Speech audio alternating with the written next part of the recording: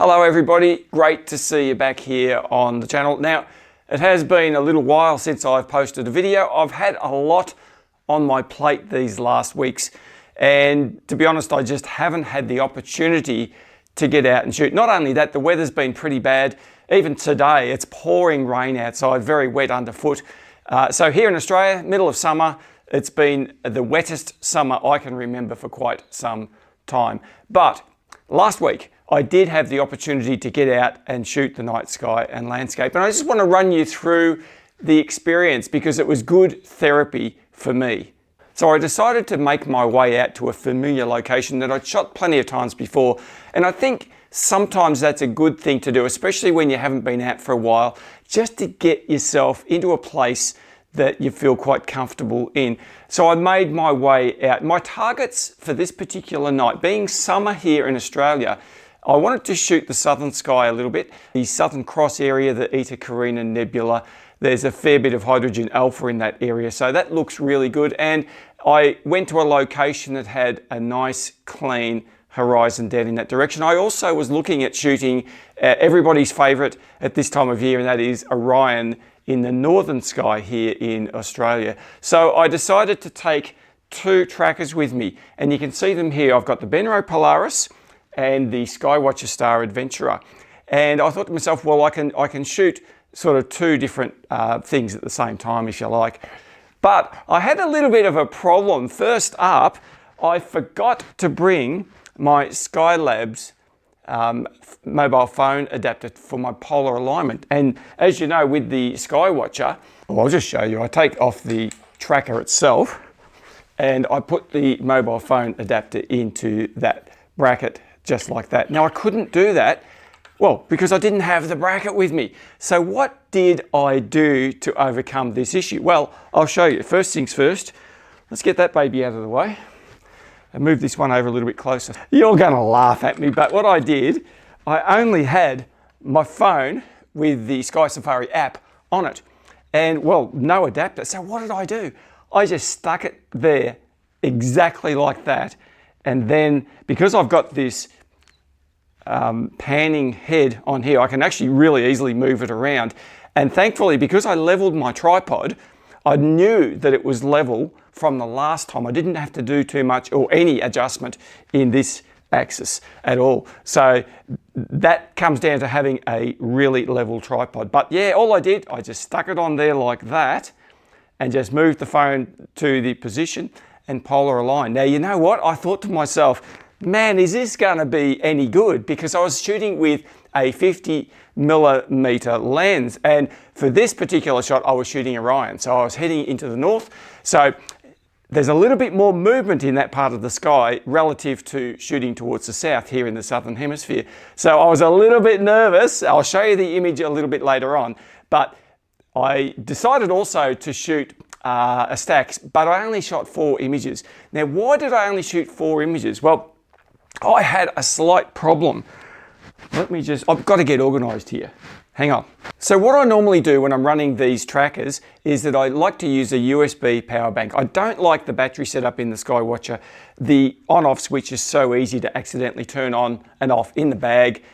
So I used a USB. Now, it works perfectly, but I've noticed that not every USB power bank that I have works perfectly. So I have a heap of these things, different brands and different shapes and sizes. Now what I've found is that I've got 4 here that work no matter what I do. So I'll just plug them in to the tracker, because the thing is, the tracker hardly takes any power to run it.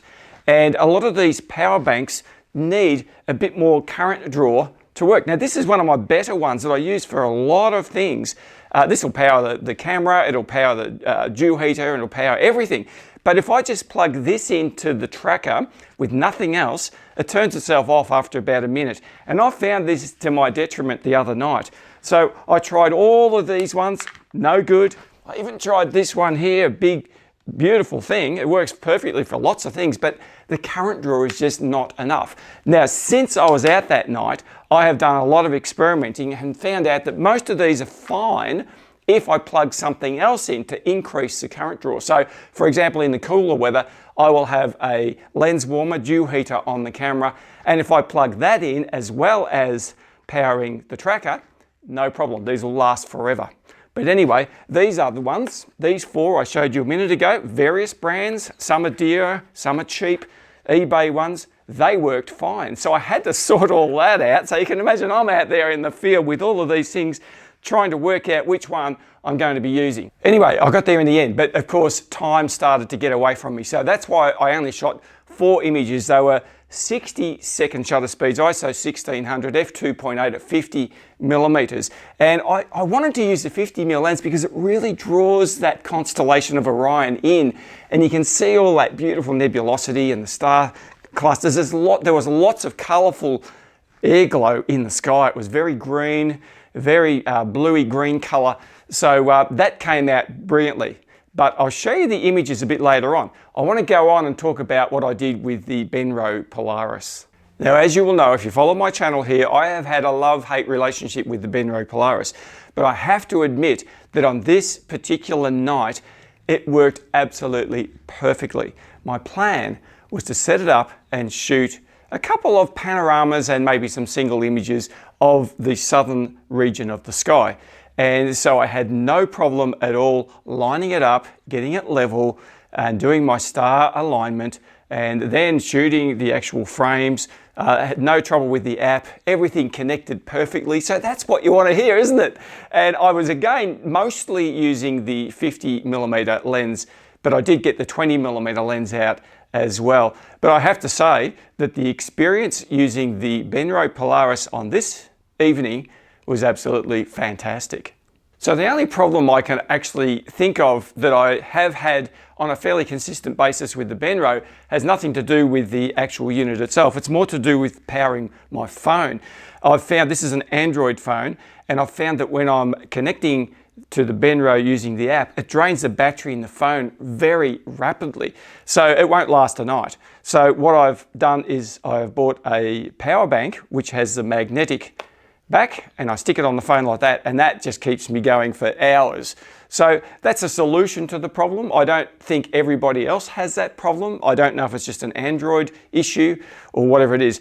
Again, it's not related to the Benro really at all. It just seems to be that the phone powers down. It's a bit like when I used to fly drones using my phone as a controller, because the actual controller device for the DJI drones used to actually take power out of the battery. But in this case, I'm not actually physically connecting the phone to the unit via any cables or anything. It's just Wi-Fi. So anyway, this is the solution that I've come up with, and it works pretty well.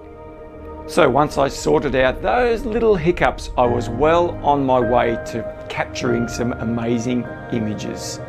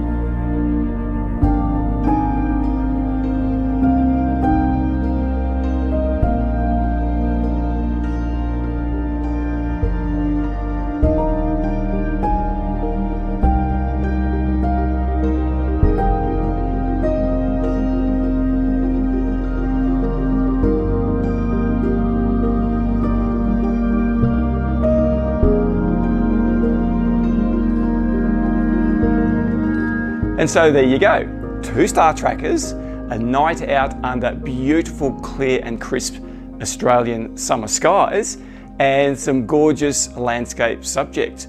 And you know, after the month that I've had, it's been fairly difficult, and I'm looking forward to the rest of what this year is bringing. So I hope you guys have a wonderful week out there under the stars, and I look forward to seeing you in the next video. In the meantime, take care. I'll see you then.